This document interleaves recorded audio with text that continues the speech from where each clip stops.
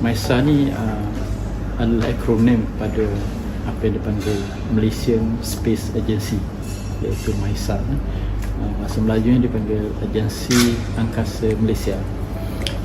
Agensi Angkasa Malaysia adalah sebenarnya sebuah jabatan. Dia bukan GLC ataupun bukan entiti komersial, dia adalah jabatan penuh kerajaan. MISA ini baru lagi ditubuhkan hasil daripada penggabungan dua entiti jabatan penuh kerajaan di bawah Kementerian Sains, Teknologi dan Inovasi sekarang lah. Sebelum ini dia dikenali sebagai Kementerian Tenaga, Alam Sekitar, Sains dan Perubahan Iklim. Dua entiti itu ialah satu kita panggil Agensi Remote Sensing Malaysia dan satu lagi ialah Agensi Angkasa Negara. Dua entiti ini memang saling berkait kerana dia melaksanakan fungsi berkaitan dengan teknologi angkasa. Agensi Remote Sensing Malaysia menerajui aktiviti downstream ataupun hiliran aktiviti teknologi angkasa, manakala Agensi Angkasa Negara dia seharusnya menerajui huluan, aktiviti huluan, iaitu upstream berkaitan dengan teknologi angkasa. Sedikit sejarah teknologi angkasa ni di Malaysia, ia bermula pada 1988. Pada ketika itu teknologi angkasa ini lebih cenderung dimanfaatkan untuk tujuan kedaulatan dan keselamatan negara, kerana maklumat yang dihasilkan melalui teknologi angkasa inilah dapat menyokong dengan baik keperluan perisikan dan keselamatan. Justru bila kerajaan menubuhkan agensi, masa itu dipanggil Malaysian Remote Sensing Centre, iaitu pusat remote sensing negara, satu unit di bawah MOSTE pada ketika itu, Ministry of Science and Technology and Environment, MOSTE. 2008 agensi ini dinaik taraf menjadi sebuah jabatan yang ditukar nama pada Agensi Remote Sensing Malaysia. Sepanjang tempoh antara 88 sampai 2008 itu, Agensi Angkasa Negara ditubuhkan. Pada masa itu diberi mandat untuk melaksanakan dasar-dasar dan juga merangka akta-akta yang bersesuaian untuk dilaksanakan oleh negara itu. Hari ini apabila kerajaan melihat keperluan kedua-dua entiti itu digabungkan supaya menjadi satu ekosistem yang besar yang boleh memainkan peranan dengan lebih aktif, lebih efektif, maka digabungkan pada 2019 Februari atau kurang begitu, kerajaan memutuskan supaya kedua-dua entiti ini digabungkan untuk menjadi satu. Dalam tempoh 6 ke 9 bulan terbentuklah Agensi Angkasa Malaysia. Apakah sebenarnya teknologi angkasa ini yang menyumbang kepada negara? Selain daripada saya sebutkan sebagai pembekal maklumat dalam aspek keselamatan dan intelijen, kemajuan teknologi ini sebenarnya boleh dimanfaatkan dalam berbagai bidang lain. Hari ini kita didedahkan, mungkin sebahagian masyarakat tahu, tetapi negara-negara maju telah lama melaksanakan proses ini, iaitu contohnya pertama sekali dalam keselamatan. Hari ini kita bekalkan kepada nelayan kita dengan satu maklumat penentu kedudukan saja. Jadi nelayan itu tidak perlu membuang masa, tidak perlu menghabiskan banyak fuel atau minyak kapal untuk pergi ke satu lokasi untuk tangkap ikan. Hari ini dengan satu maklumat dia terus dapat tangkap ikan. Itu yang kedua.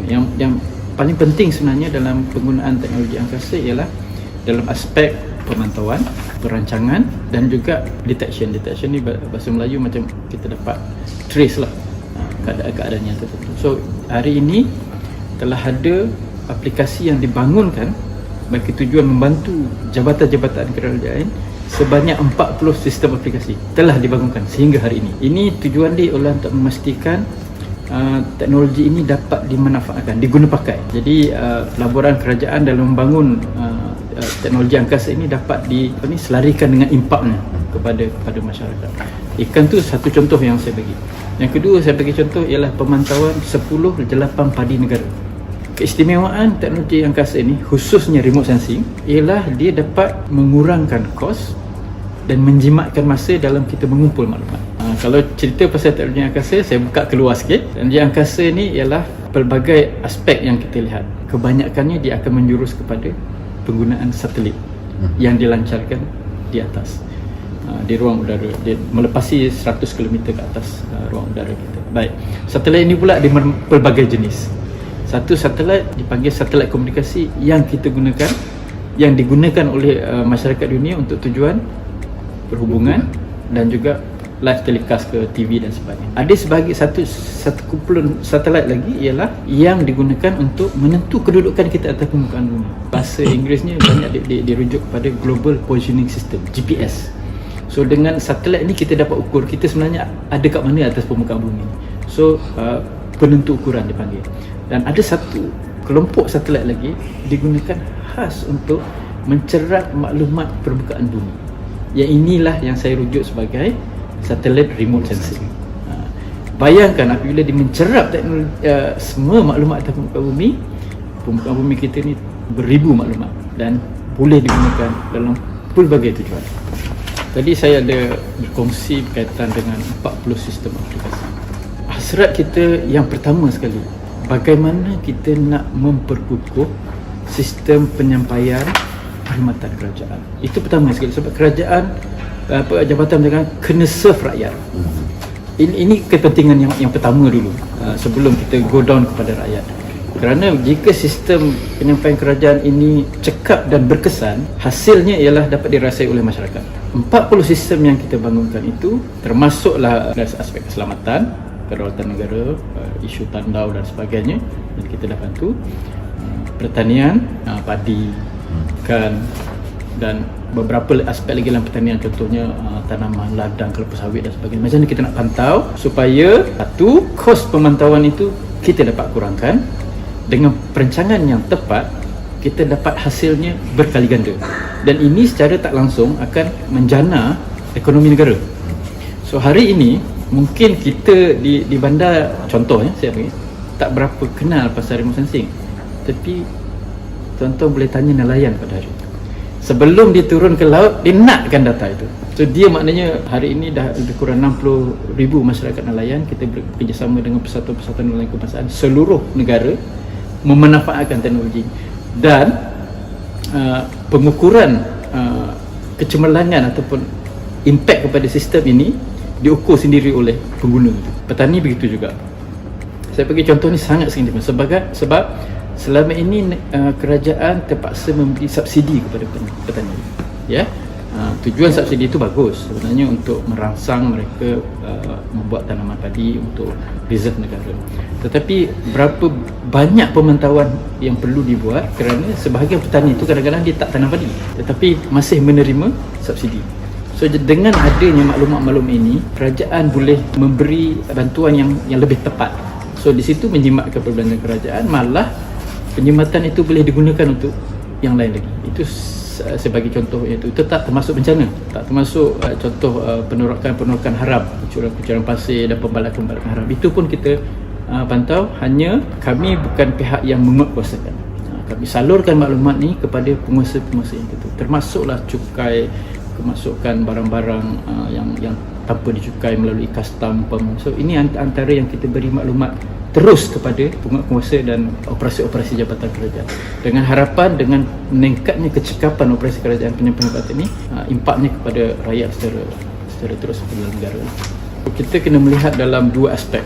Satu aspek dipanggil awareness, bahasa Melayu mungkin kesedaran, kesedaran, promosi dan sebagainya. Dan satu aspek lagi yang kita perlu lihat ialah di realiti, materialiskan benda tu.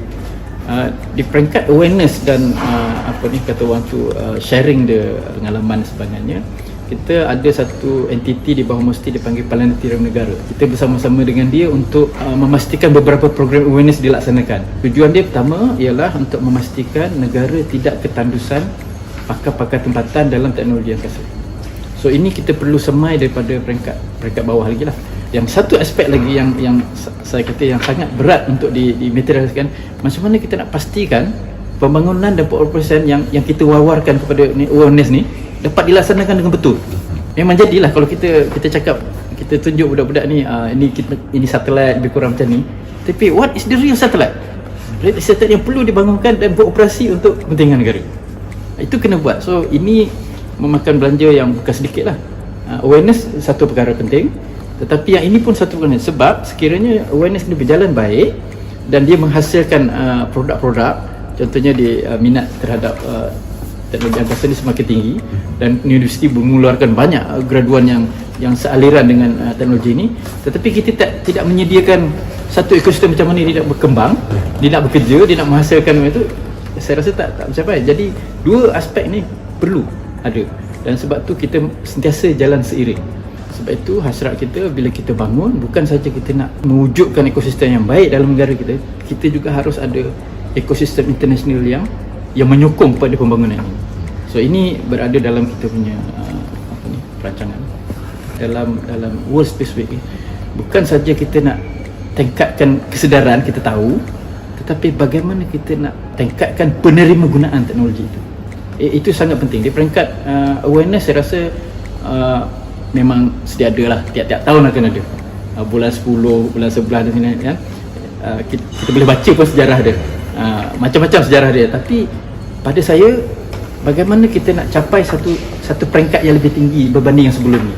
Itu World Space Week sepatutnya menjadi satu penanda aras dia. Dan tahun ni pula dia punya tema tu, kalau tak silap saya, ialah Satellite Improve Life.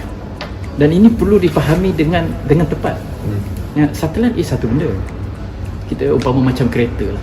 Kereta mempunyai pelbagai tugasan. Bergantung pada macam mana kita nak pakai. Ada satelit. Satu satelit penggunaan dia. Satu pihak lagi ialah teknologi dia. Hari ini dunia berpendapat bahawa siapa saja yang mampu dan memiliki keupayaan untuk membuat satelit dan melancarkan satelit, you boleh lancar. Itu dipanggil open sky polisi ruang terbuka angkasa. So di situ kalau kita lihat hari ini negara-negara lain yang berkemampuan, dia dah bercerita pasal penerokaan ke planet Mars. Saya percaya bila adanya inisiatif penerokaan ke planet Mars itu, bukan dia mencipta tu saja-saja nak pergi ke Mars. Apa yang perlu ditekankan sepanjang penerokaan dia ke Mars tu, berapa banyak teknologi baru dia boleh ciptakan. Hari ini teknologi nano sebenarnya berasas daripada macam mana teknologi angkasa ni diteroka. Itu yang saya kata tu, dari dalam konsep World Space Week ini sendiri pun bukan saja konsep awareness itu yang kita nak terapkan, tetapi bagaimana teknologi itu sebenarnya boleh berkembang. Itu cukup penting.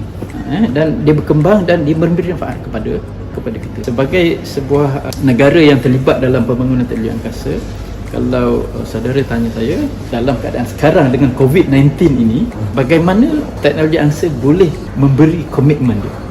Pada saya ada dua. Yang pertama, bagaimana teknologi angkasa ini boleh membantu negara menyelesaikan masalah masyarakat pada hari ini. Itu first.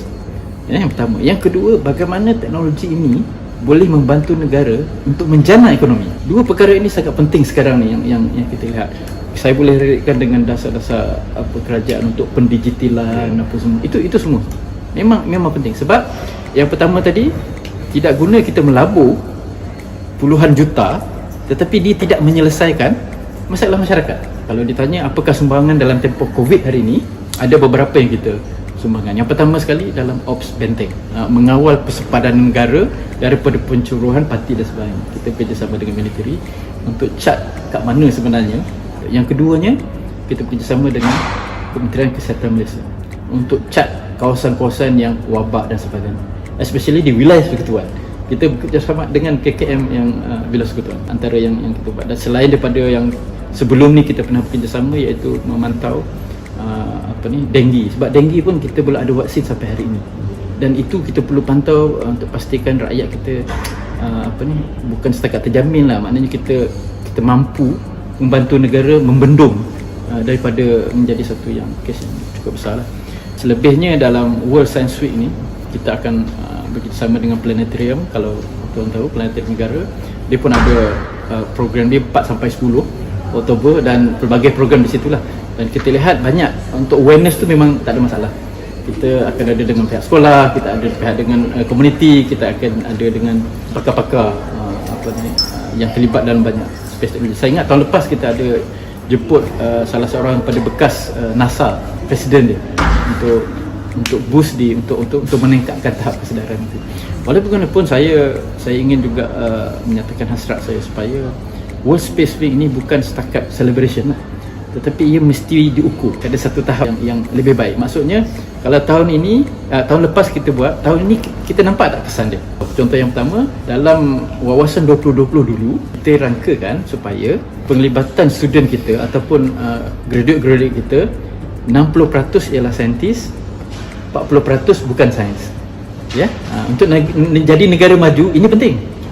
Ya, sebagai dasar. Tapi hari ini berdasarkan laporan-laporan Akademi Sains Malaysia dan sebagainya, dan dah pun dikeluarkan, terbalik. 40% yang aliran sains, 60% bukan sains. So ini satu angka yang pada saya cukup membimbangkan lah. Sebab tu saya berhasrat lah, kalau adanya awareness program ni perlu diukur dari segi dia punya peningkatan dia.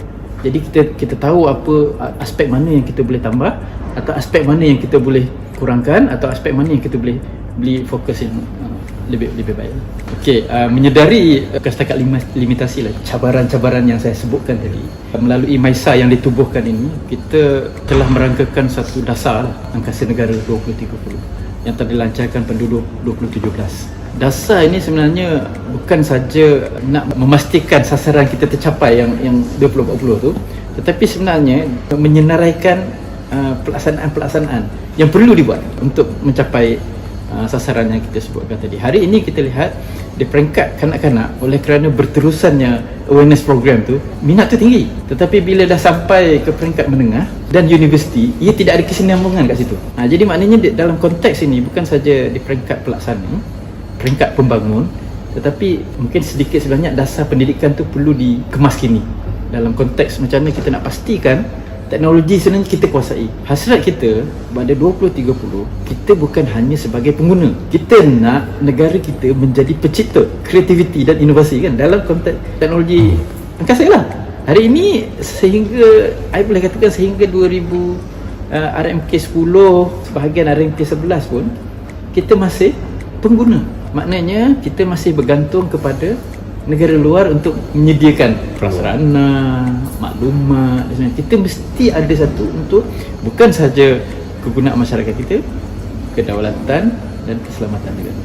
So jadi pada saya, bila MISA ditubuhkan bertepatan dengan kerangka yang kerajaan inginkan, sebab itu kita wujudkan teras-terasnya di dalam ada lebih kurang dalam ada 7 teras, dan 7 itu kita rangkumkan dengan satu program besar yang kita panggil Malaysian Space Exploration 2030. Dalam tu dia ada 4 kluster yang kita mesti bangunkan supaya kita dapat capai sasaran itu. Apa sasaran kita sebenarnya 2030? Satu, kurang-kurangnya teknologi angkasa ini menyumbang kepada 0.3% kepada GDP negara. 0.3% ya, berapa bilion.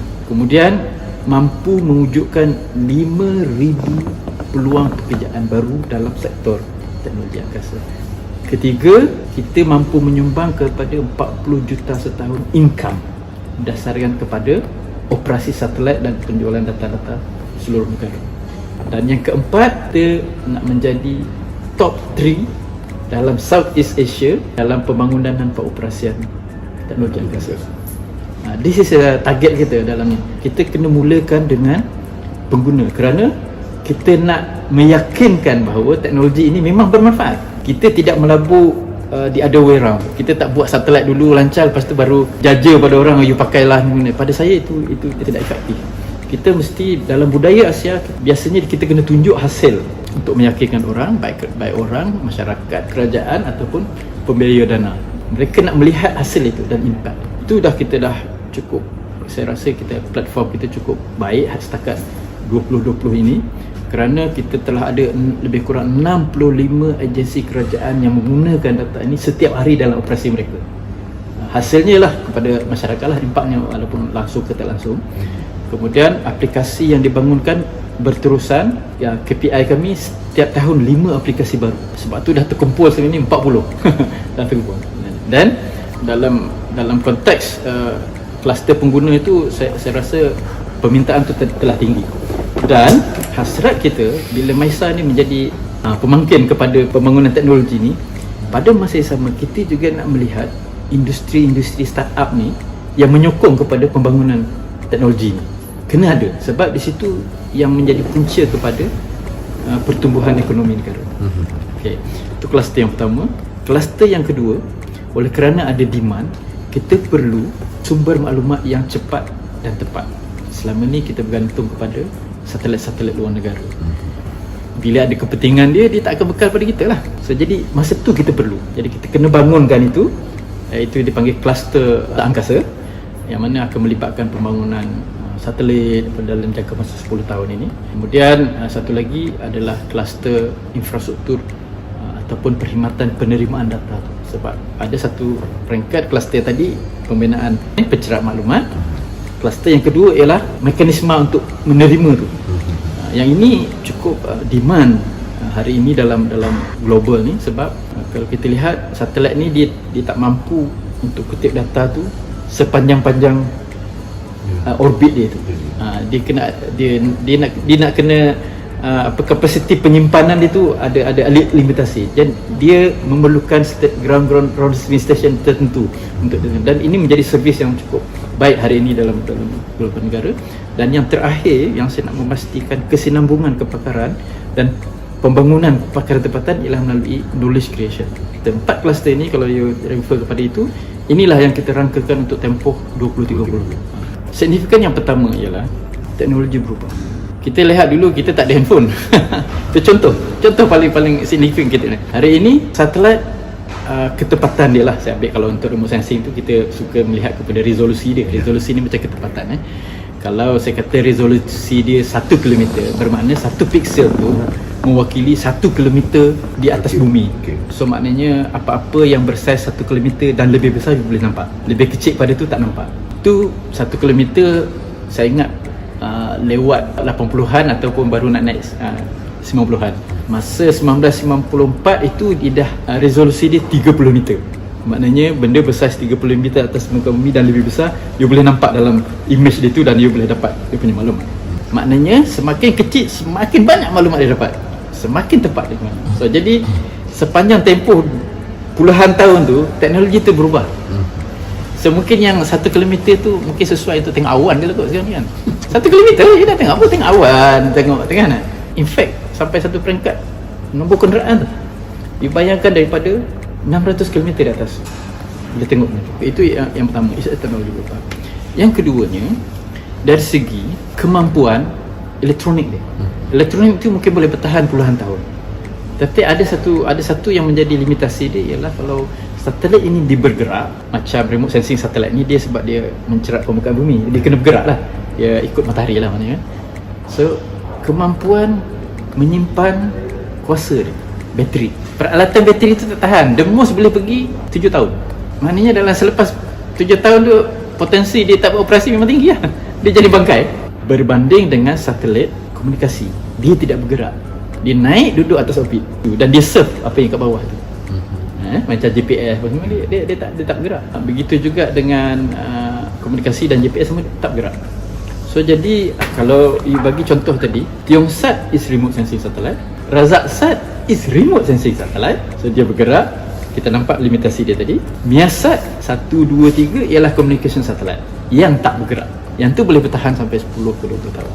So jadi selain daripada teknologi berubah, kemampuan device itu sendiri yang menghadkan kepada dia ada lifetime time scale. So jadi yang ketiganya pula kita tengok dari segi limitasi pengoperasian.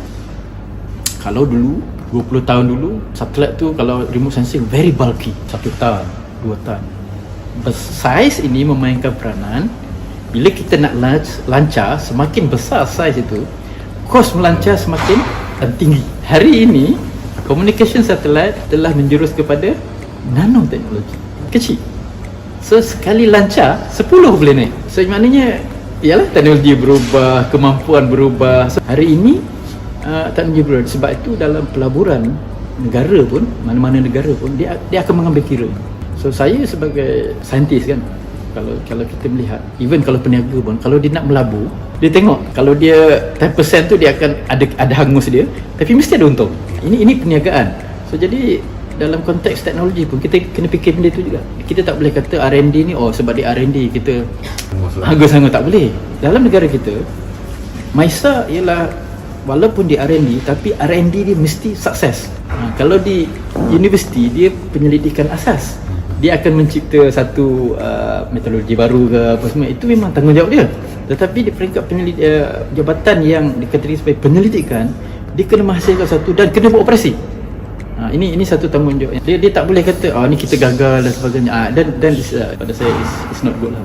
RMK 11 target kita ialah adoption of the technology. Maksudnya ialah penerima gunaan teknologi. So maknanya kalau petani hari ini gunakan teknologi remote sensing tu untuk pantau dia punya bendang sawah dan boleh ramalkan sebelum tuai tu dah berapa tan dia boleh dapat. Sekarang ni di peringkat, kalau di sawah tu dia ada ketua blok tau. Hasrat saya RMK 12 nanti petani tu sendiri boleh pantau bendang dia dengan mobile dia, dengan apa semua tu. Kemampuan itu sebab kita lihat contoh Korea, masyarakat dia sangat handy dengan teknologi. Yang itu harapan saya, supaya teknologi ni kita boleh, bahasa baiknya ialah memasyarakatkan teknologi ni. Dipakai setiap hari. Penjelasan kepada masyarakat mungkin kita masih kurang, sebab saya lihat kesedaran terhadap sains itu tidak disebarkan secara meluas. Kehidupan kita ni penuh dengan sains sebenarnya. Dia punya handphone ni sains. Jadi bila kesedaran itu tinggi, dia akan minat tu lebih banyak lah. Bagi contoh, kalau you pergi luar bandar, masih ada pakcik-pakcik yang tak tahu nak gunakan bank card. Simple. Hari ni kalau kita dekat bandar kan, itu dah jadi common. Kita bayar pakai wife je tu kan. Tapi itu saya kata tu, selain daripada infrastruktur yang penting lah, internet dan sebagainya. So jadi harapan saya selain daripada penerima penggunaan ialah teknologi angkasa akan menyumbang kepada pembangunan ekonomi negara, iaitu space economy. Tapi kita perlu industri untuk memainkan peranan. Saya harap sampai 2030 nanti kita bukan saja mampu melancar satelit, tetapi kita mampu membina keupayaan kita menguasai teknologi. Kita tidak boleh bergantung sepenuhnya kepada negara luar. Kita berada di garis khatulistiwa. Melancar ni sebenarnya kena tempat yang sesuai. Dia bukan boleh lancar kat mana saja. Sebab satu, dia nak mencapai ke orbit, jauh tu kemampuan tu. Keduanya, proses pelancaran tu sendiri. Hari ni kalau tuan cuba melihat keadaan pelajar, perasan tak bila sampai satu level dia akan keluarkan debris dia. Debris itu kalau tidak hangus, dia akan jatuh. So di Malaysia boleh kita buat tapak pelancaran, tetapi sepanjang pelancaran tu, debris tu nanti akan jatuh ke mana? Negara Thailand ke Singapura ke, dia akan mewujudkan konflik. Sebab tu setengah negara dia jauh dibagi kepulauan kat Perancis tu, tengah lautan ada setengah tu, untuk mengelakkan benda-benda macam tu lah. Di Malaysia ni sesuai untuk buat pelancaran tu bukan atas permukaan bumi. Maknanya you kena satu level di atas sana, buat macam pelancaran apa dipanggil lah, ada satu dia punya term dia. Daripada situ lancar ke atas. Dia tidak boleh lancar daripada bumi kita lah. Adalah tempat sesuai, tapi risikonya ialah radius debris itu. Dalam konteks pelancaran ni, saya berhasrat, pada pandangan saya, walaupun kita mungkin tak ada tempat pelancaran, tetapi teknologi itu perlu kita kuasai. Sebab apa? Kalau kita bergantung pada orang, kita tak tahu apa yang berlaku semasa pelancaran. Can be sabotage. Sebab teknologi ini dia macam rival lah. Dan insyaAllah tahun ni kita akan bentangkan akta sendiri, akta angkasa, supaya kita nak memastikan pertumbuhan industri kita ada sistematik dia, ada perundangan yang membantu dia kan. Kalau tidak macam cowboy lah, bergaduh dia bertembak dan sebagainya. Jadi tak boleh macam tu. Dia kena ada sistem yang bagus, dan bila ada sistem yang bagus, maka pelabur-pelabur pun yakin nak melabur. Ini mesti ada. Negara mesti menyediakan ini supaya tarikan tu ada pelabur.